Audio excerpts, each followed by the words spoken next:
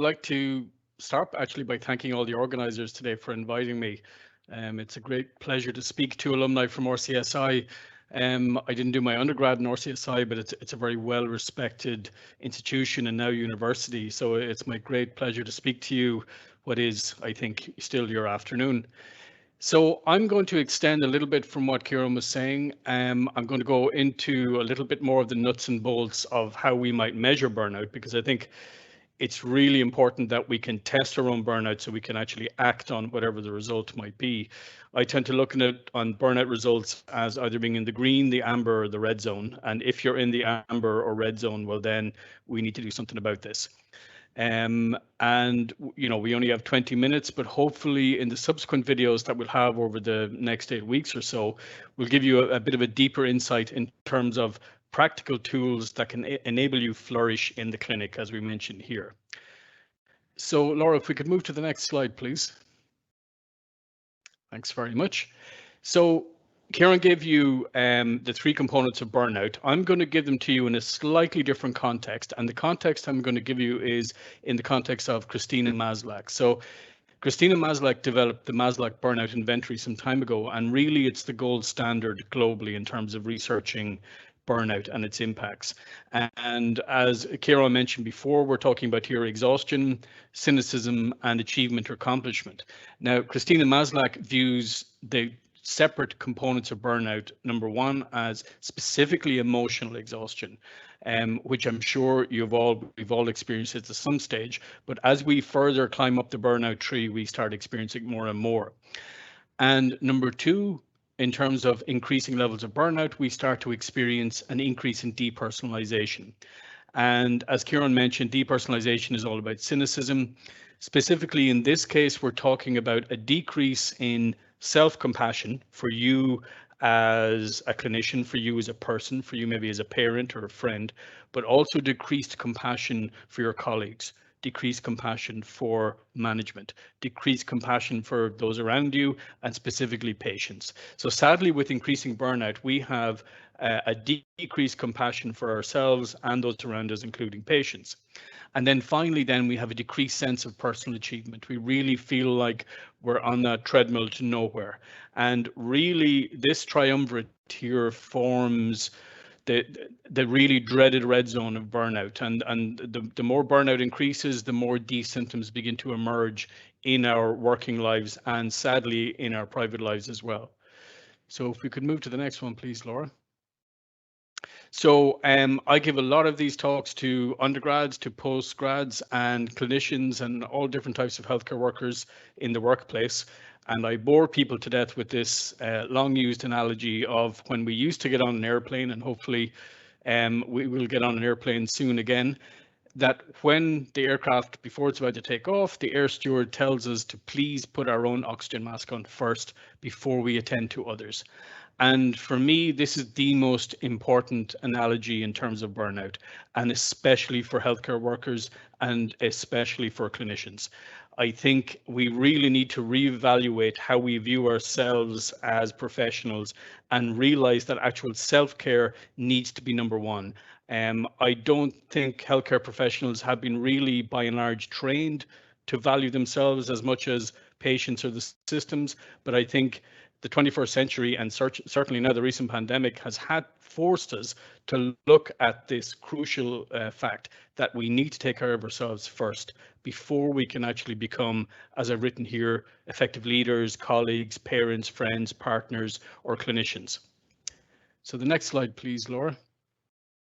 So this is really what I'm talking about. If you don't remember anything I say this evening, this is the thing to remember.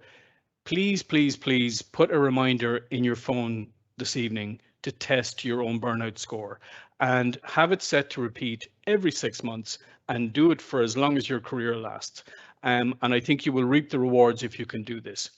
And for me, I would recommend that you try out the Maslach Burnout Inventory. As I said, it's widely regarded as the gold standard in terms of researching burnout. You can go on to mindgarden.com here, and I think you can spend $15, get a very nice glossy report. The glossiness of the report is not of the primary essence here. What we're talking about is what your burnout score is If you're in the amber or red score, when you do this test, you need to do something about burnout. And I'm going to go into a number, well, maybe two specific, very simple things that you can start to engage in if you are in the amber zone, for example. So please put this reminder into your phone. Get this test, find out what your burnout score is, do it every 6 months, and I think you'll definitely reap the rewards from it. So next slide, please, Laura. So practical actions to tackle burnout. And I'm just going to go through these actions here. There's about 7 or 8 of them. And I just want to stick them all on one slide. I'm not going to go through all of them today. We'll touch on some of them in the subsequent videos that will come out over the next 8 weeks. But I just want to put them all on one slide here, because really this for me is a magic recipe for helping you to deal in a non-pharmacological way with burnout if you find yourself in the amber or red zones, especially if you're in the red zone. And this is something that I find patients, ourselves, anybody who starts to fall slowly into burnout or into creeping anxiety, that we tend to forget how to breathe. And it's only when somebody else reminds us that we're actually not breathing properly that we really see how badly we are breathing. And it probably seems very obvious to you, but I've seen it again and again and again. It's certainly happened to me when I've experienced things like burnout in the past, that your breathing becomes irregular, it becomes slightly strange, and we'll go into, for me, what I regard as the perfect solution for this in a moment. But the bottom line here is that if you want to target burnout, we start with the physical aspects of burnout and we move into the mental aspects. And for me, number one is learn how to breathe properly and learn how to breathe through your nose. And we'll go into that in a bit more detail in a moment. And as I said, for me, it's quite important to start with the body, start with the physiology. And once we get the body to begin to calm down and self-regulate, then we can move into more metacognitive approaches, for example, like the PERMA approaches that Ciaran was speaking about a few moments ago. But the start of all the solutions to burnout, again, we're talking about non-pharmacological solutions here, is to increase your self-awareness. So I mentioned, for example, a couple of minutes ago about learning how to breathe properly again, because we forget. We forget how to breathe when we become burned out because we're losing self-awareness. We're losing self-awareness of the body itself. We become largely cognitive creatures that are dealing with trying to solve problems on a daily basis. And obviously that's mostly what you are doing as clinicians on a daily basis, but we tend to forget about the body. So the key here is to enhance self-awareness and awareness or interoception of the body first, and then self-awareness of our thinking process. And if you want to enhance self-awareness of the body, well, then there are a number of different exercises that we would recommend.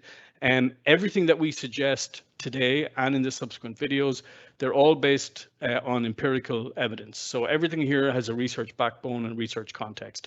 And in terms of adding to your self-awareness or cultivating self-awareness, and remember, if we start with the body first, really the kings and queens of these kind of actions are things like yoga, martial arts, especially Tai Chi. And then we get on to the self-awareness aspects of the thinking process, and that's where we enter the world of meditation. The other aspects that are really important, again, if you find yourself in the amber or red zone, is to cultivate the social engagement part of your nervous system. So again, we have the vagus nerve, we have the dorsal vagus nerve and the ventral vagus nerve. We need to move from the fight or flight state into the parasympathetic space. We need to cultivate the parasympathetic aspect of the autonomic nervous system. And one of the ways we do that, which is a very simple thing, but again, we forget these things as we progress through burnout, which can take many years.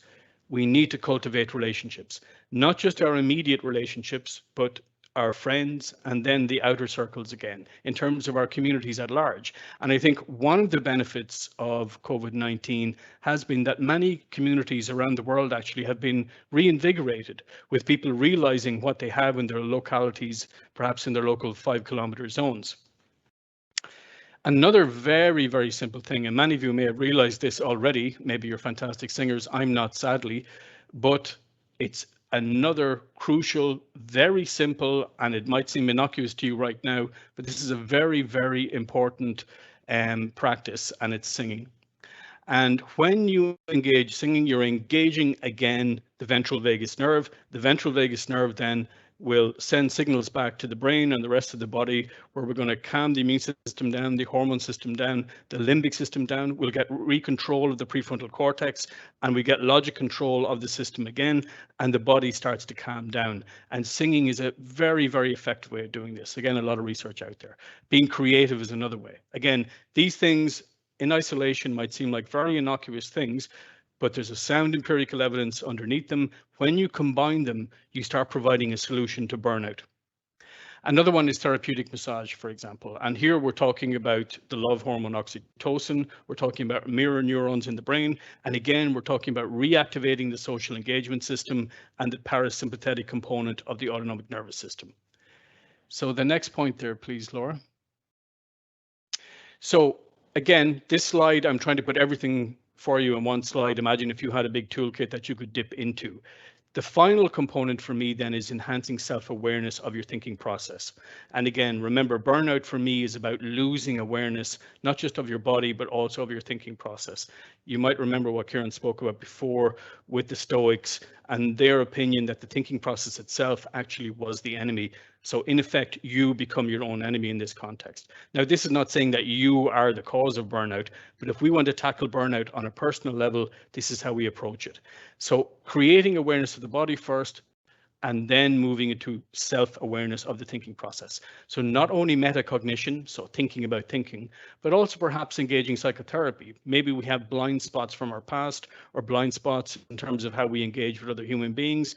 It can be no harm to engage in a short bout of psychotherapy to help air out those blind spots in our heads in terms of our thinking processes. So next slide, please, Laura.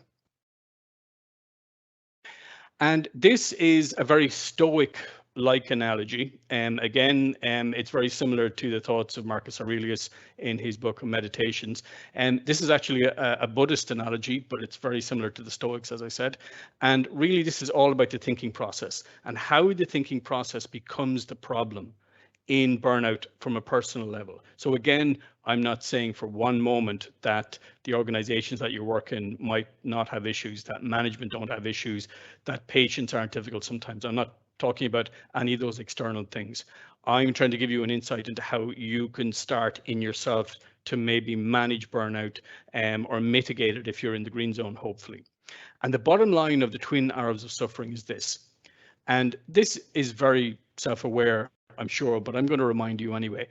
Pain is inevitable, but suffering is optional. Now, I'm sure you see this on a daily basis with patients, but it's also true in terms of the thinking process that's related to burnout that helps develop burnout over time. The next slide, please, Laura. And in the twin arrows of suffering, it's a very simple analogy. It goes like this, that you're walking down the street, you're minding your own business, and suddenly an arrow comes out of nowhere over a hedge, hits you in the chest, and it hurts. And this is primary suffering. This is primary pain. And again, as Ciaran spoke about before, the things that are within your control and without your control, something like this, pain and suffering like this, is beyond your control because this arrow emerges out of the blue and hits you in the chest. Can we go to the next section, please, Laura? However, as human beings, this is what we do. I know I certainly have done this in the past. I'll continue to do it in the future, but this is the kernel, the seed of burnout from a thinking process perspective. And this is where we add our secondary pain, secondary suffering. Now, whereas primary pain and suffering is beyond our control, secondary suffering is within our control. And that's what makes it a target in terms of trying to mitigate burnout, especially if you're in the amber or red zones. And secondary suffering is usually associated with a certain type of questioning. And again, this questioning you might not be aware of it. It might be semi-conscious. This is why becoming aware of your thinking process is so important to catch burnout. And in this analogy, for example, this kind of secondary suffering thinking is associated with questions like, well, who shot me? And why do I always get shot? And it's not fair that I always get shot. And why doesn't my neighbor down the road get shot? And there's no justice in the world. And my pain will never actually end. So that kind of thinking. Now, I'm sure you've engaged in that kind of thinking. I'm sure you've seen patients engage in this kind of thinking all the time.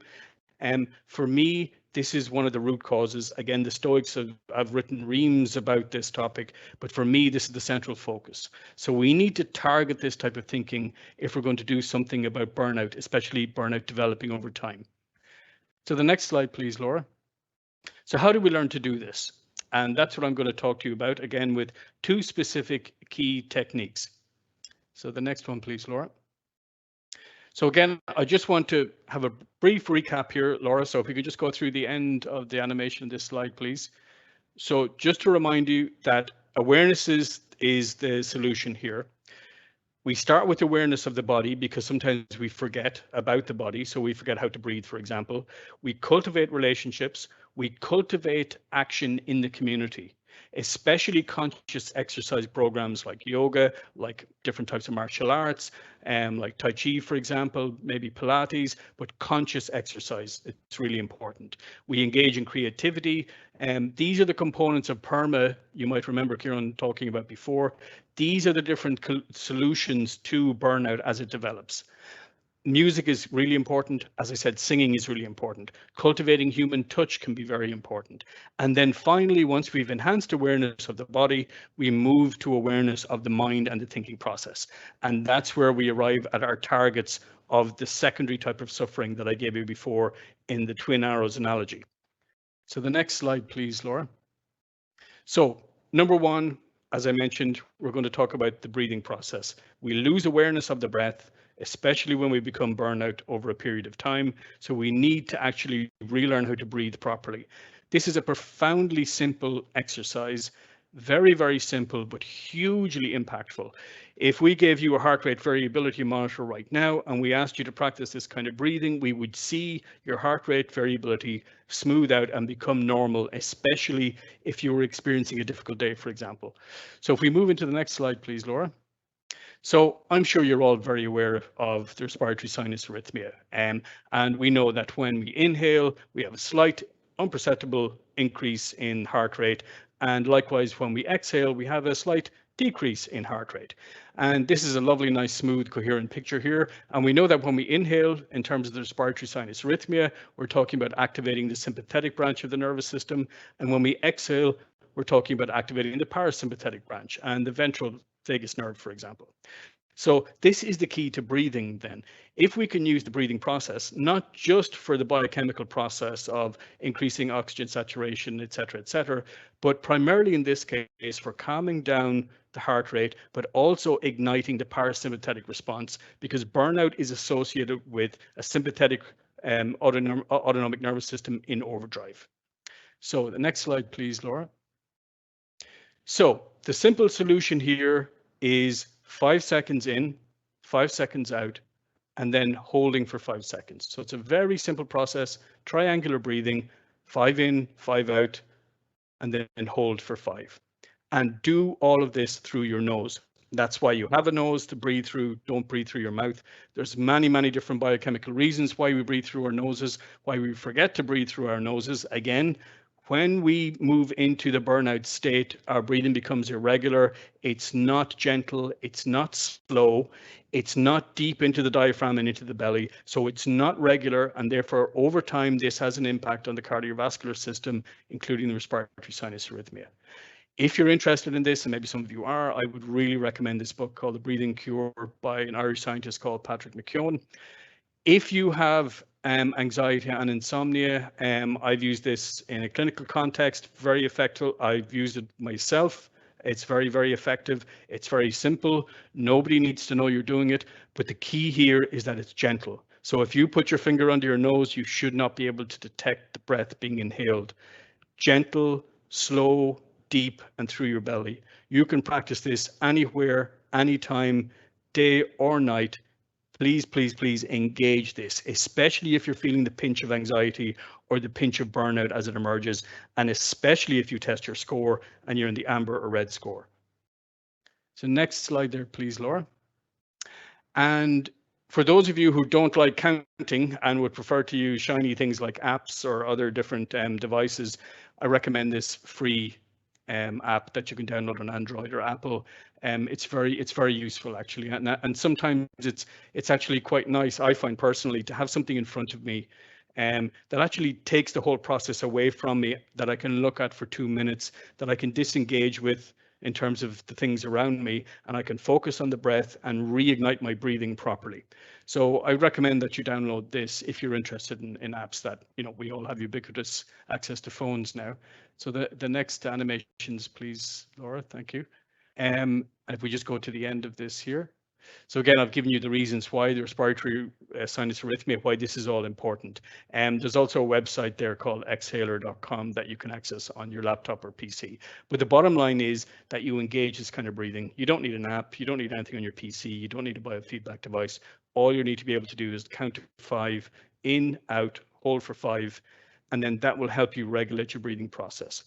When you're out of anxiety, out of burnout, you have the smooth 5 in, 5 out, 5 in, 5 out, and that regulates a lovely coherent RSA pattern. So remember to breathe through your nose. The next slide, please, Laura. Tip number 2, which is just important as breathing, but remember, it's important to develop the awareness of the body first. I really fundamentally believe, just like as it would be in trauma, and it's the same in burnout and certain types of anxiety. Work on the body first and then come to the mind and the central component of burnout in many cases, which is the thinking process and the perspective to it. Again, as Ciaran spoke about with the Stoics, their whole central component was this idea. So tip number 2, be present. So the next slide, please, Laura. And I'm just going to give you a very brief whistle-stop tour around a type of meditation that enhances focus and awareness and attention, which can tend to drift away as burnout progresses. We tend to become more forgetful. We tend to become more absent-minded, and our focus either becomes tunnel vision where we can't see anything else, or it becomes very scattered where we find we're actually forgetting different components. And this technique can be very, very helpful. And I'm just going to show you a very, very quick glimpse of some research we did 2 years ago. Next slide, please, Laura. And I'm going to describe to you what we call attention-based training, which is a type of meditative practice that really we've used in a clinical setting. And it's a very simple practice. You don't have to be a Buddhist monk to engage in this practice. It's very simple. You can disappear into a toilet somewhere and do it for 2 minutes. You can do it on a mountain. You can do it on public transport, in your car, wherever. This is a simple practice, but it can be quite difficult to do, especially if you are in the peak of burnout. But it's very, very effective. And I'll show you some of the results in a moment. So the bottom line here is that this is a simple practice. We want to be upright. When you're engaging something like this, especially if you're tired, you're going to fall asleep if you're lying down. So engage this sitting up. This is about work. This is not about relaxation. And the goal here is to disengage from the thinking process, not to stop the thinking process, because that's impossible. You are never, ever, ever going to have a silent, still mind unless you're dead. So that's a misnomer about basic meditative practices.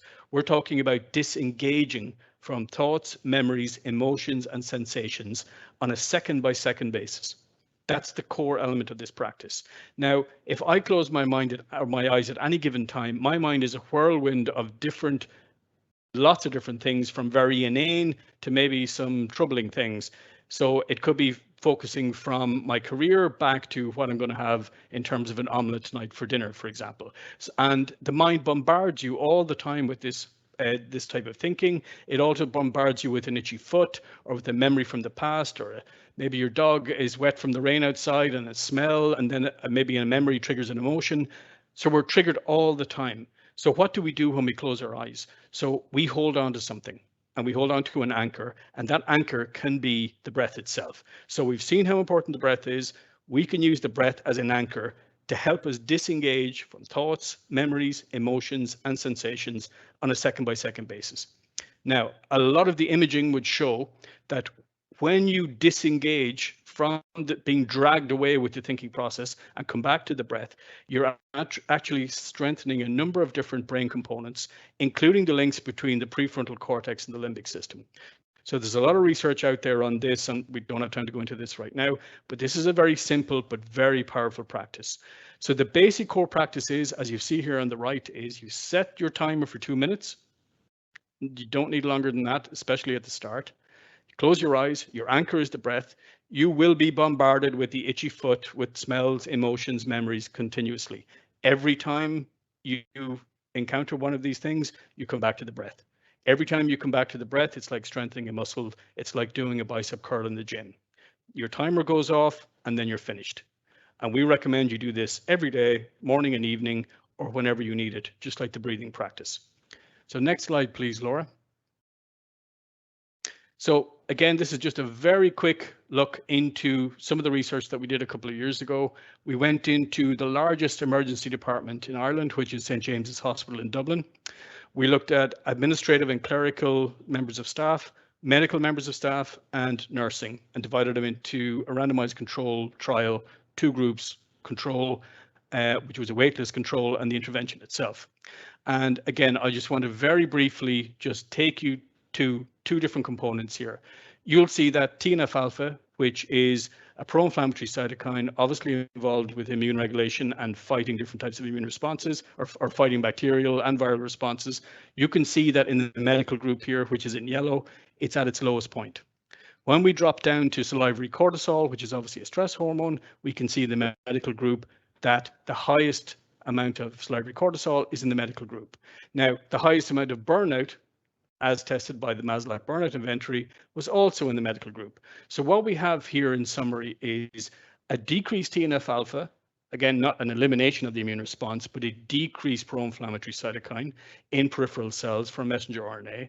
We have an increased salivary cortisol, which is stress hormone. The stress hormone is obviously having an impact on the TNF-alpha to some degree. That's our thesis anyway. And we also have the highest level of depersonalization and emotional exhaustion. So when we went in there was a big problem. We weren't surprised, and this is a busy emergency department. So next slide, please, Laura. And what we found in a nutshell, again, we published 3 papers on this different study. After 8 weeks of attention-based training, what we found was we could reduce burnout, we reduced anxiety and stress, improved sleep by 21 minutes on average, decreased stress hormone cortisol, and boosted interleukin-6 and TNF-alpha in terms of pro-inflammatory cytokines. So the bottom line here is my message to you is that this very simple practice works. There's data backing it. The next slide, please, Laura. So finally, I just want to remind you again, please, please, please check your burnout levels. Put it in your phone. Do it every 6 months. It's very sneaky. It's very insidious. It'll creep up on you. Make sure you know what your score is. And if you are in the amber or red zones, please do something about it. Remember, awareness is the initial key of the body and then of the mind. So next slide, please, Laura. So again, I won't bore you again with going through these individual components, but I want you to have them because we're going to go through those in the coming 8 weeks, along with a number of other techniques that Ciaran described, including the PERMA model. So evidence-based approaches that back the PERMA model that are solutions to burnout, especially if you're in the amber or red zones. So if we can go to the end of that slide, please, Laura. So thank you very much. And for any more information, and I'm sure Laura and Caoimhe are going to give you all the information anyway, but just have it on the slide there. You can check out our Centre for Positive Psychology and Health here on the RCSI website. Thank you very much. Thank you so much, Dr. Dunne. I'd just like to invite anyone who's there online to actually enter any questions that they might have via the live Q&A chat function, which is the right-hand side of their screen. While we give people an opportunity to type in any questions and conscious also of time, Professor O'Boyle, I might come back to you just to touch briefly. I suppose it was referenced the Science of Health and Happiness course that was run recently by the Centre of Positive Psychology and Health and the success of that.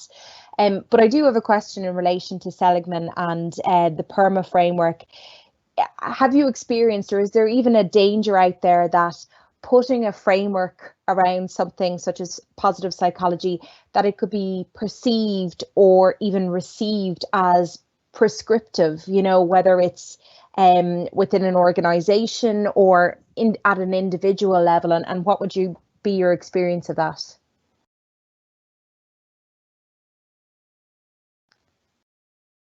sorry, Professor O'Boyle, I think you're on mute. The sound of the decade, you're muted.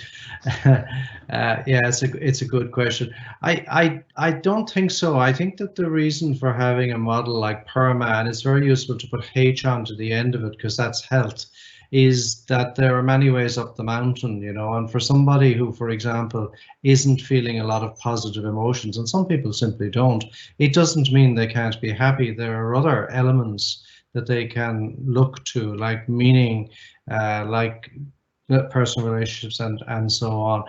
But PERMA has emerged really from a lot of science where you measure happiness, you measure these different sorts of elements in people's happiness, and then by applying factor analysis, these are the factors that then fall out of natural happiness.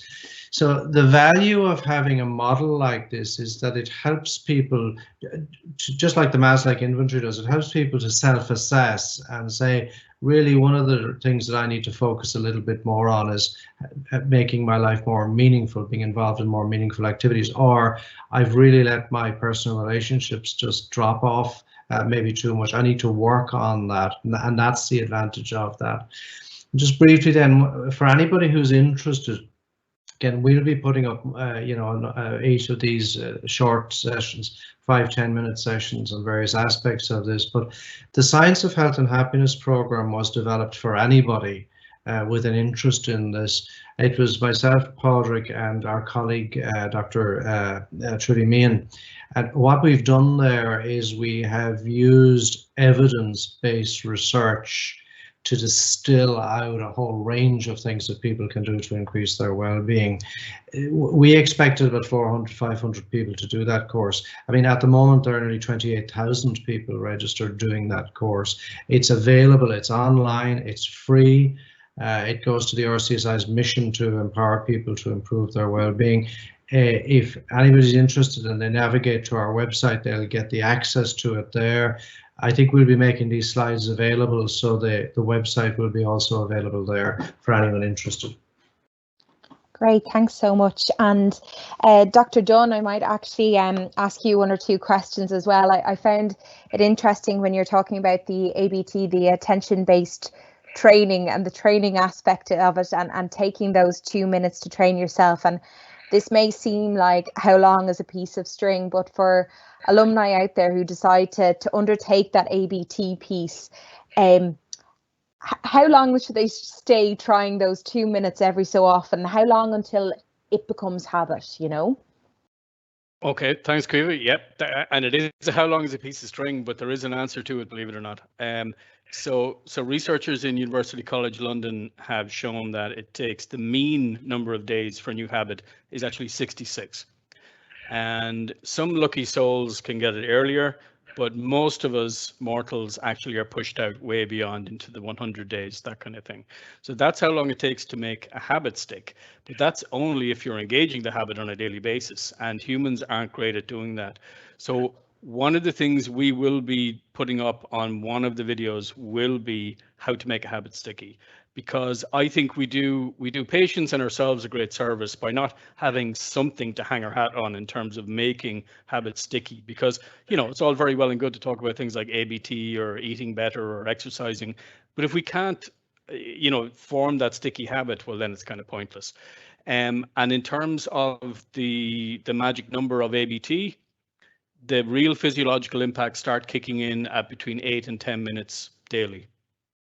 So that's where you start seeing biology changing, and not just your mental health perspective, you know. Great, I think that's fascinating. And I suppose a final thing, and perhaps it's directed at both of you and goes to maybe the role of the centre within RCSI. But Dr. Dunne, you briefly touched upon the fact that often healthcare professionals in the past weren't necessarily trained to value themselves in the context of self-care, and you referenced that is changing slightly. And just to get an understanding of maybe the role the centre plays with current RCSI students, because I know that would be something of interest to alumni, and the type of kind of resources and findings and good stuff that is coming out of the centre to actually change that traditional approach and ensure that self-care is actually part of a med student's sort of experience? Absolutely. And Ciaran, if you don't mind, I'm going to let you answer that question, because I think you're in the best position for the global view. I can add my bit afterwards if you want. I think it's a really good question. I think as a medical school in particular, Kiva, we've been becoming more aware of this over the last 10 to 15 years, as we've seen the raft of publications emerging on burnout, particularly in clinicians. This is a worldwide phenomenon that we are putting clinicians very often into workplaces where they are burning out earlier and earlier. So I think we in the medical schools and in the universities have to do something about that. So a couple of things we're doing. We have appointed a vice dean for positive education, who's Professor Anne Hickey, psychologist who's been in the college for many years. So we're reformed the undergraduate medical curriculum, and that will be launched this year. Major reform of the curriculum, and a very large part of that will be the development of resilience in students to help them when they graduate to be more resilient. So that's one thing we're doing. We ourselves will we do a whole range of training now with young people, with students, around helping them to cope more effectively. And within that, I would stress the strengths-based approach that, of all the positive psychology interventions that are specifically positive psychology, that's the one that has the best evidence behind it. So, we're adopting that. We're also integrating the University of Pennsylvania resilience training program, which has been used with a whole variety of different organizations, including with the US military. So we're training trainers in RCSI to train the University of Pennsylvania resilience program. And the idea behind that is to help to empower or to start young doctors on a journey to manage their own resilience and to develop their own resilience.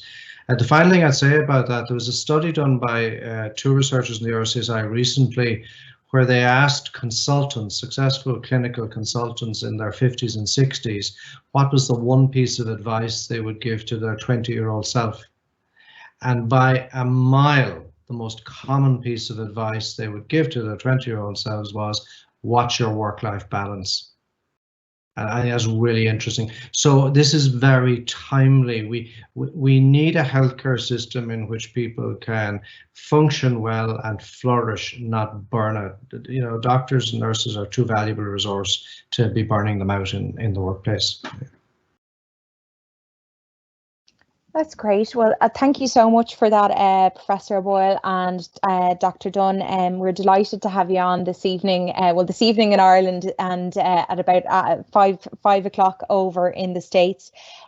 We'll make sure to tie this up, and the recording will go out to all our alumni soon. So delighted once again, and it's great, I think, for the alumni community to hear the work that's going on in the centre and the richness of different ideas and programs that are coming out of it.